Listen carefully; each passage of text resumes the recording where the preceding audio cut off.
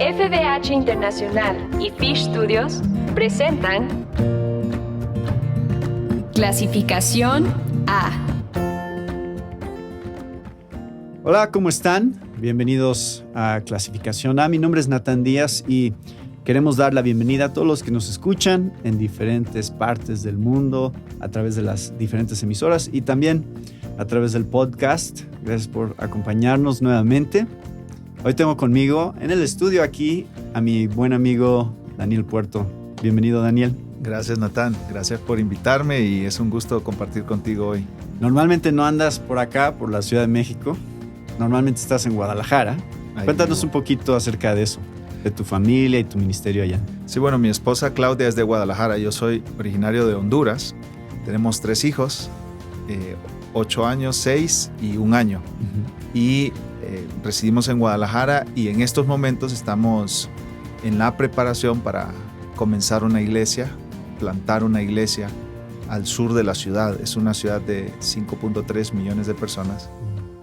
Mucho más pequeña que la Ciudad de México, pero con mucha necesidad también del Evangelio. Claro. Y ahorita nos estamos congregando en la Iglesia Gracia Soberana con Roberto Estupinian y Andrés Contreras ahí, que son buenos amigos también. Pues es un gusto tenerte aquí, Daniel. Y queremos hablar hoy de algo que Dios ha puesto en tu corazón en estos últimos años. Ya platicamos un poco de esto, que es este tema de la amistad en la vida cristiana. Cómo se ve, cómo se desarrolla, cuál es el plan de Dios para las amistades que pone en nuestras vidas. Y bueno, tú eres mi amigo, entonces esto es parte de lo que Dios pone en nuestras vidas, de tener amigos, pero también principios bíblicos que nos guían en cuanto a nuestras amistades y cómo fomentarlas, especialmente, cómo cultivarlas. Entonces, platícame de esto, platícame de cómo surgió esta idea. Estás escribiendo ahorita acerca de eso, todavía no ha salido el libro, pero platícame un poco de ese proceso que Dios puso en tu corazón para llegar a hablar de ese tema. Sí, Dios me ha bendecido a mí y ha bendecido a mi esposa con muy buenos amigos y buenas amigas. Y cuando nosotros residíamos en el estado de Florida, hace unos años, desarrollamos muy buenas relaciones ahí con personas que compartíamos realmente nuestra vida. Y yo defino la amistad profunda con el término amigos del alma. Y son esa gente que cuando llega a tu casa tiene permiso para entrar hasta la cocina y abrir la refri. Y cuando tú estás en su casa, te acuestas en su cama porque estás cansado, pero tienes tanta confianza que no hay problema. Claro. Y son esas personas que te conocen como eres, con tus debilidades, con tus defectos, con tus capacidades y éxitos, conocen los anhelos más profundos de tu corazón y también algunos pecados con los que estás luchando, con los que estás peleando, las tentaciones de tu vida. Esos son los amigos del alma. Y Dios nos bendijo a mi esposa y a mí con amigos y amigas así en Florida, y nos mudamos a Guadalajara en el 2020, hace 3 años ya, y dejamos estas amistades allá y nos dolió mucho, pero empezamos a desarrollar nuevas amistades acá y empezamos a escuchar algo común.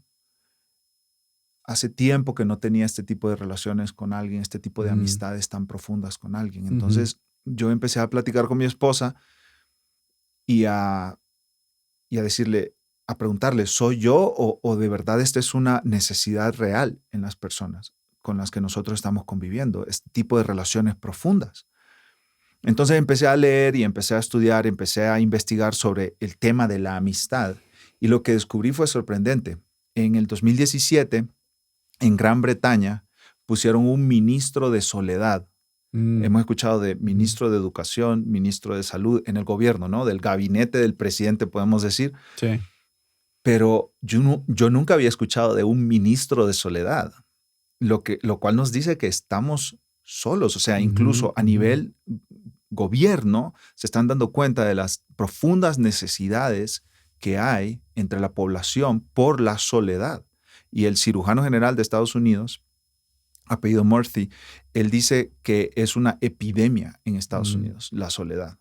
La soledad, mucho tiempo aislado de comunión, compañerismo profundo con otras personas, puede afectar tu cuerpo, afectar tu ritmo de vida, ¿sí? Afectar incluso, nosotros como creyentes podemos decir, tu relación con Dios. Y cuando vamos a las Escrituras, ahí en Génesis, nosotros leemos que Dios creó al hombre, y en Génesis 2 se detalla un poco la creación, ¿no? Primero creó al hombre, pero después dijo, no es bueno que el hombre esté solo. Y nosotros leemos esas palabras después de que Dios en el capítulo 1 dice múltiples veces, Dios vio todo lo que había hecho y vio que era bueno.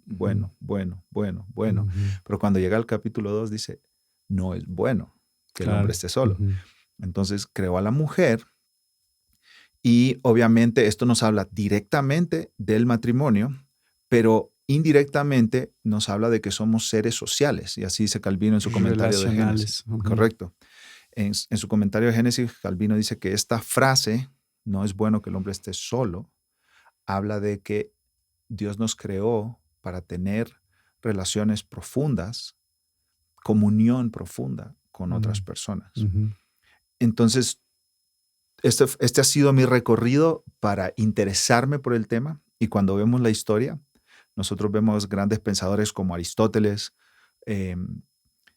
pensando acerca de la amistad y expresándose acerca de la amistad con términos que nosotros no escuchamos hoy en día. ¿Sí?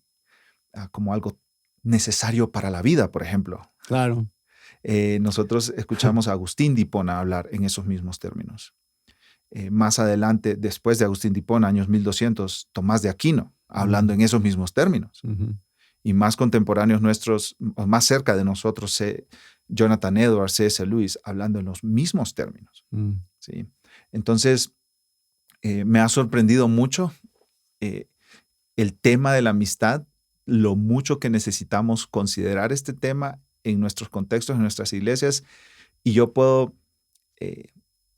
declararme culpable de descuidar el tema de la amistad, porque en mi ministerio pastoral yo he enseñado unas 1000 veces, este fue un cálculo aproximado que hice, he enseñado unas 1000 veces, y de esas 1000 veces solo una vez enseñé sobre la amistad. Entonces, el 0.1% de mi enseñanza ha estado dedicado a un tema tan importante. Y en las iglesias hablamos mucho de los matrimonios, ¿no es cierto? Retiros de matrimonios, sí. cenas de matrimonios. Hablamos mucho de la paternidad también, ¿no? Cómo pastorear el corazón de tu hijo, etc. Hablamos mucho de la relación iglesia o membresía, miembros y pastores o líderes, ¿no? Por eso tenemos el ministerio 9 Marks y la serie de libros de 9 marcas y la membresía de la iglesia y la disciplina en la iglesia y el liderazgo pastoral, etcétera, etcétera, etcétera. Pero, ¿dónde están los libros o las conferencias sobre cómo desarrollar amistades? Sí. Entonces, tú dirías que si es una crisis que estamos enfrentando, no nada más en la sociedad, sino en la iglesia, en donde no se están desarrollando amistades como deberían. ¿A qué se debe esto, Daniel? O sea, ¿qué está generando que la gente no sea más intencional en desarrollar amistades? ¿Por qué nos hemos vuelto tan individualistas o ermitaños en nuestra manera de vivir? Sí. Martín Lutero, en su comentario de Romanos, dice que el pecado te encorva sobre ti mismo. Entonces, te hace pensar solo en ti. ¿Sí? El pecado nos aísla de los demás. Y eso es lo que vemos nosotros en la caída, en Génesis capítulo 3. Porque cuando Adán y Eva comieron del fruto que Dios les había dicho que no comieran, la primera consecuencia fue una separación.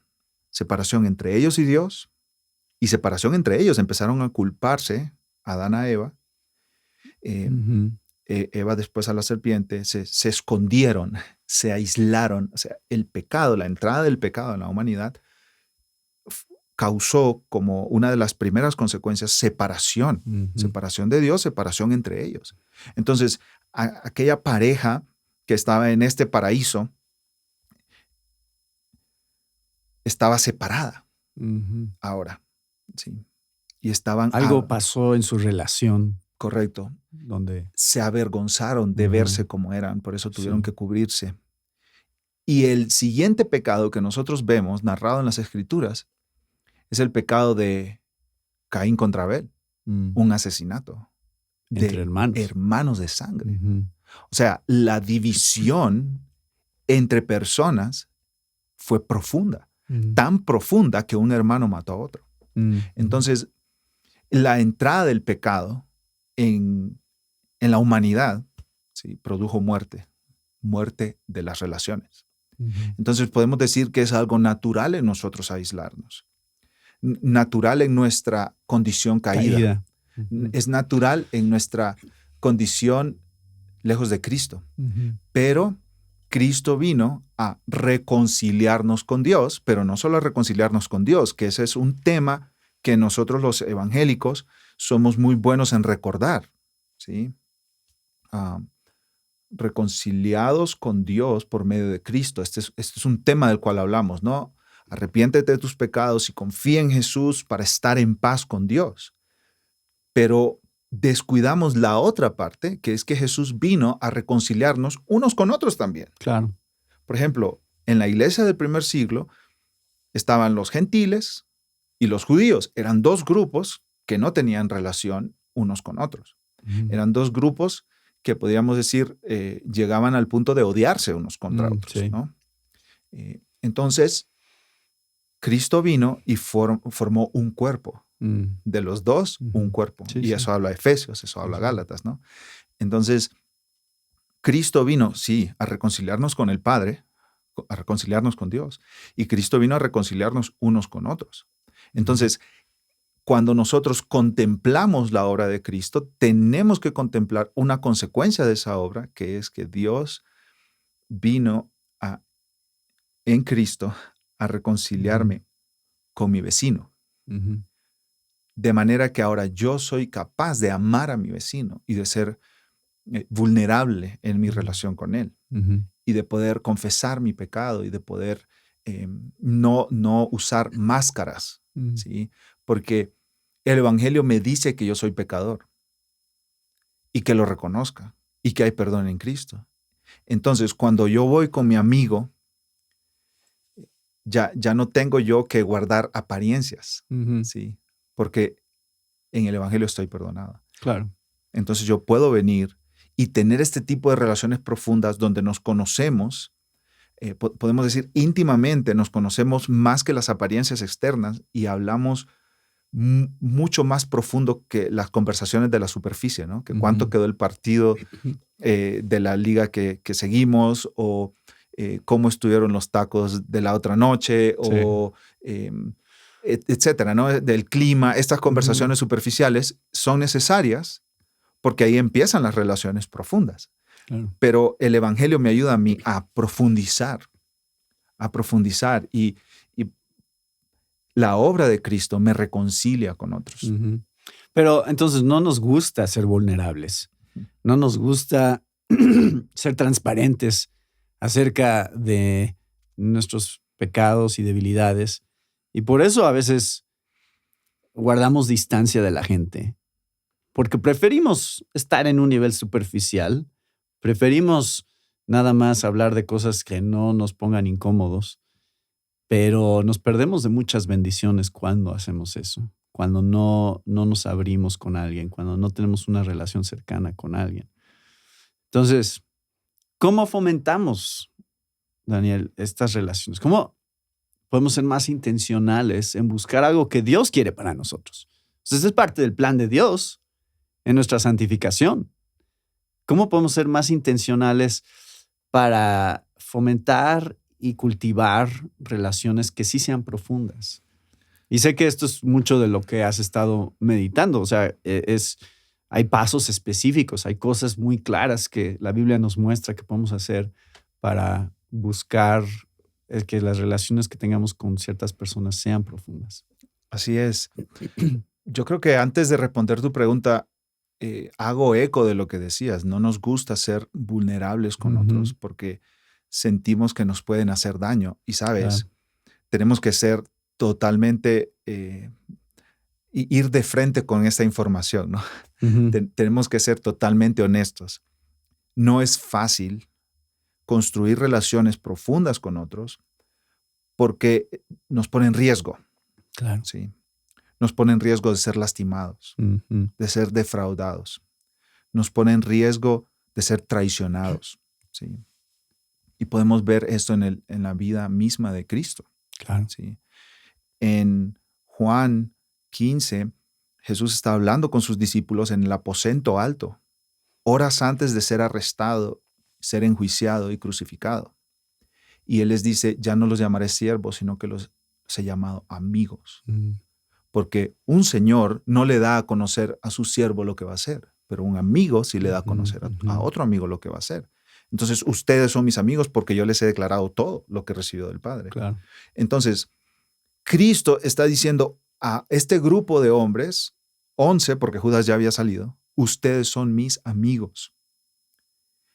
Pero unas horas después, estos amigos lo iban a abandonar. Lo habían abandonado o negado 3 veces, como Pedro. ¿Sí? Sí. Entonces, esta es una realidad. ¿Sí? Si tú has sido traicionado por un amigo, si tú has sido defraudado por un amigo a quien pensabas que en él estaba toda tu confianza y que nunca te iba a fallar, estás en compañía de Cristo, Jesús, sí. de tu Salvador. Sí. Entonces, eso nos da esperanza, pero no solo esperanza, sino que también nos da poder para perdonar. ¿Sí? Porque las Escrituras dicen, perdonen a otros como Cristo los perdonó a ustedes. Sí. Podemos ver cómo Cristo después restauró a Pedro. ¿Sí? Pedro lo negó 3 veces y Cristo le preguntó 3 veces si lo amaba. Entonces ahí tienes un ejemplo de un amigo perdonando a otro amigo, ¿sí? Sí. Y restaurándolo a su condición anterior, antes de la traición. Ahora, ¿es un riesgo tener este tipo de relaciones? Sí, es un riesgo, pero es un mayor riesgo no tenerlas.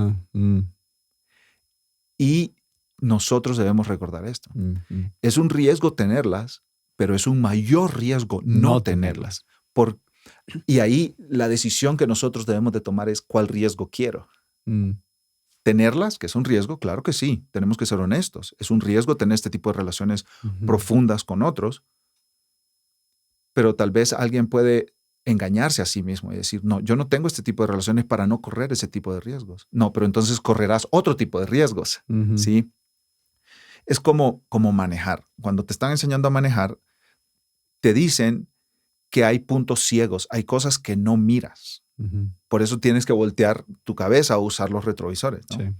Sí. Entonces, en la vida tú tienes puntos ciegos. Cosas que tú no ves de tu vida, que solamente en relación con otros se te pueden hacer notar. Sí. Entonces, si tú no tienes esta interacción con otras personas, vas a tener un accidente. Es como manejar sin retrovisores o sin ver tus puntos ciegos. En algún momento vas a tener un accidente y te vas a lastimar. Entonces, tú eliges cuál riesgo correr. Claro. ¿Sí? Si el riesgo de tener amistades o el riesgo mayor de no tenerlas. Ahora, ¿cómo? Yo lo primero que aconsejaría es orar, pide a Dios. Los puritanos solían orar. Amigos. Los puritanos solían orar por amigos. Ellos oraban por un amigo del alma, a bosom friend, le decían ellos en inglés. Y ellos siempre oraban por un amigo. Dios, dame una relación con una persona con quien yo pueda orar, con quien yo pueda crecer en el evangelio, con quien yo pueda madurar en la fe, con quien yo pueda ver estos puntos ciegos. Y aquí hay esperanza, fíjate, Natán, para el extrovertido y el introvertido. ¿Sí? Sí. Para el introvertido, ¿en qué sentido? Porque quizá el paraíso para el introvertido es estar en una isla, en una hamaca, él solo, una isla desierta para él solo, ¿sí? Quizá con algún libro y agua de coco. y el introvertido, la persona que que le avergüenza platicar con otras, etcétera, puede decir, no, yo no puedo desarrollar este tipo de relaciones porque se me hace tan difícil. Filipenses 2:13 dice que Dios produce en ustedes tanto el querer como el hacer. Entonces, si tú eres introvertido, Dios produce en ti el querer, el desear este tipo de relaciones. Entonces, ora a Dios, dile, Dios, yo quiero desear este tipo de relaciones. Yo quiero anhelar tener este tipo de relaciones porque realmente no las quiero. Me debilita estar con gente. Rodeado. Me consume mis energías.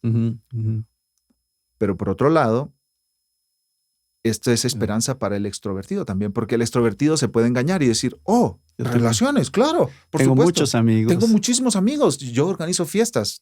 Tú deberías venir a mis fiestas. Ahora, el problema con esa actitud es que hablar mucho y estar con mucha gente no significa que te conozca a alguien de verdad, la persona que tú verdaderamente eres. Claro. Entonces, regresemos a Filipenses 2, versículo 13. Dios produce en ustedes el querer, eso es para el introvertido, como el hacer, la energía o el poder para llevar a cabo una acción. Entonces, Dios quiere que nosotros tengamos este tipo de relaciones profundas con otros y Él da el querer, pero Él da el hacer también. Sí. Él da la sabiduría para hacer, ¿sí? Porque hay personas que están rodeadas de una multitud, pero solos. Solos en una multitud, quizás dentro de una iglesia, pero nadie los conoce, nadie sabe quiénes son, nadie conoce qué tentaciones están viviendo, qué cosas les preocupan, les ponen ansiosos, cuáles son sus más grandes alegrías, porque tienen su vida cerrada a otros, ¿sí? Entonces, mi primer consejo es ora. Ora al Señor, pídele a Él. Segundo consejo, muy práctico, toma la iniciativa. O sea, invita a alguien a tomar un café. Saliendo de la iglesia, dile, ¿qué van a hacer? Bueno, todos van a comer después de la iglesia, ¿no? O en algún momento del día domingo. Sí, Entonces, sí. ¿por qué no van a comer juntos? Y empiezas a hacer preguntas. ¿Cómo fue tu infancia? Cuéntame de tus papás. Cuéntame de tus hermanos. ¿Te creaste en un ambiente muy pobre económicamente o muy privilegiado económicamente? Cuéntame de ti, quiero conocerte, quiero conocer tu historia. Empieza a hacer este tipo de preguntas y muchas más. Escribe quizás una lista, pero el punto es, toma la iniciativa para hacer eso, ¿no? Sí. Hace poco un amigo me llamó y cuando yo vi en mi teléfono que era el que me llamaba, contesté y le dije, ¡qué milagro! La frase cliché. Ajá, sí, siempre decimos eso. Que solemos decir. Y él me dijo, Daniel, los teléfonos funcionan en las dos direcciones. Sí. Entonces, yo recibí eso como una exhortación porque yo no estaba interesándome por él. Claro. Entonces, él me exhortó a tomar la iniciativa en ese respecto. Y obviamente podemos seguir hablando aquí de otros consejos, pero por lo menos esos consejos son muy prácticos, ¿no? Primero, depende de Dios, pero también toma la iniciativa. Mientras estás orando, Dios te va a ir proveyendo estas relaciones, porque eso es lo que Él quiere para ti, que tú tengas este tipo de relaciones. Y algo, suena tan sencillo, o sea, cuando amistad, pues sí, amigos, tenemos amigos, o sea, todos asumimos que esto es parte de nuestras vidas, pero ya meditando en esto seriamente y viendo el propósito que Dios tiene en nuestras amistades, de que podamos rendir cuentas, de que podamos ser animados, confrontados, que tengamos alguien con quien descargar nuestras frustraciones a veces. Cuando empezamos a ver eso, a lo mejor sí, muchos de nosotros tenemos que reevaluar y decir, creo que es un área que necesito ser más intencional. Necesito pedirle a Dios que me ayude a encontrar buenas amistades en mi vida, profundas, sólidas y especialmente personas que me apunten a Cristo. Así mismo. Entonces, creo, Daniel, que esto es un excelente tema para todos y creo que el libro que estás desarrollando va a ser de mucha bendición porque pocas veces nos detenemos a pensar sobre estas cosas. Como decías, predicas un montón de veces, pocas veces está esa idea de la amistad dentro de tu mensaje. Pocas veces nos detenemos a ver todo lo que la Biblia de hecho sí dice sobre esto. A mí me sorprendió cuando yo te escuché hablar de esto el año pasado, Muestra a Cristo. Me sorprendió cuántos pasajes realmente sí están hablando de las amistades. Y en la historia de la iglesia también cuántas personas han hablado sobre las amistades. Ahorita lo resumimos muchísimo. Hay mucho más, creo que tendrías que decir, pero realmente es un tema sumamente interesante para la iglesia, creo, y de mucha bendición. Así es, Natán. Y pensando en esto, cuando vamos a las Escrituras, podemos ir ahí al primer libro de Samuel y vemos el ejemplo de David y Jonatán, que es lo primero que se nos viene a la mente cuando pensamos en la amistad en las Escrituras, ¿no? Pero también Ruth y Noemí pueden ser presentadas como un par de mujeres que, aunque tenían una relación familiar, ¿no? También se volvieron buenas amigas. Sí, también se volvieron buenas amigas que cuidaban una de la otra. Sí. Y obviamente en el Nuevo Testamento el mejor ejemplo de amigo es Cristo Jesús. Él mismo explícitamente le dice a sus discípulos, ustedes son mis amigos. Pero también podemos ver este ejemplo de construir relaciones de amistad en Pablo. Pablo era vulnerable con sus amigos. Conocemos los nombres de cerca de 70 personas en el Nuevo Testamento solamente por su relación con Pablo. Si sin Pablo no conociéramos quiénes son ellos, ¿sí? Silas, Timoteo, Tito, etcétera, etcétera, etcétera. Claro. Y Pablo está siendo siempre abierto y vulnerable con ellos, ¿no? Como sus amigos, eran sus amigos. Ellos no eran proyectos evangelísticos, ellos no eran ayudantes en la misión, punto. No, eran sus amigos. Timoteo era de verdad su amigo. Cuando nosotros a veces pensamos que ser espiritual o ser maduro espiritualmente es llegar al grado de no necesitar a nadie, pero eso está totalmente alejado de la verdad. Sí. Nosotros vemos al apóstol Pablo y escribe en 2 de Timoteo que en su juicio, él dice, nadie estuvo conmigo, todos me han abandonado. Y nosotros no leemos esas palabras y como que pensamos en un Pablo como que no le importa, ¿no? Con este carácter estoico de no me importa, no sentí nada. No, todos me han abandonado, no les he tomado en cuenta por ese gran daño que me hicieron que se fueron de mi lado. ¿Sí? Y le dice a Timoteo, haz todo lo posible por venir pronto a verme. Y J.C. Ryle, un hermano de siglos pasados, decía que cuando nosotros compartimos nuestra tristeza con alguien, lo que estamos haciendo es reduciendo a la mitad esa tristeza. Y cuando compartimos nuestro gozo con alguien, lo estamos multiplicando al doble. Él decía, la amistad reduce a la mitad nuestras tristezas y multiplica al doble nuestros gozos. Por eso Pablo decía, gócense con los que se gozan y lloren con los que lloran. Porque ese es el estilo de vida al que Dios nos ha llamado. Claro. A estar juntos, a no estar triste solo, ¿no? Estoy triste, ¿cuál es la idea? Y la imagen que viene a nuestra mente es la de alguien en una esquina o en un rincón llorando solo, ¿no? Pero no, la imagen bíblica es de que yo voy a otros, a mis hermanos, a los creyentes, y yo estoy con ellos y comparto con ellos esa tristeza, claro, o ese gozo. Y entonces eso es parte del diseño de Dios para la vida cristiana y tenemos que buscar cómo fomentarlo en la iglesia. Lamentablemente nos hemos vuelto muy individualistas en nuestra manera de pensar. Pensamos nada más entre Dios y yo y no estamos pensando en la manera en que Dios ha puesto gente en nuestras vidas intencionalmente. Es parte del plan, del diseño de Dios. Entonces, gracias, Daniel. Gracias, porque creo que esto es de mucha ayuda para todos nosotros a pensar en esto y espero que todos los que nos están escuchando hoy también les ayude a pensar sobre estos temas en sus propias vidas, cómo Dios quiere usar a sus amigos, cómo Dios quiere darles nuevos amigos, ¿no? Darnos nuevos amigos. Y entonces estamos esperando ansiosamente lo que viene en el libro. Gracias, Natán. Primero Dios. Gracias, así es. Primero Dios, que pronto podamos tener ese libro para que sea de edificación para muchos hermanos. Así es. Pues gracias, Daniel, y Gracias también a todos ustedes que nos acompañaron con otro tema de interés para la familia de hoy.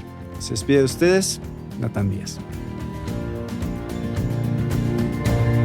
Esta fue una presentación de FBH Internacional y Fish Studios. Para más información, visita nuestra página www.clasificaciona.com.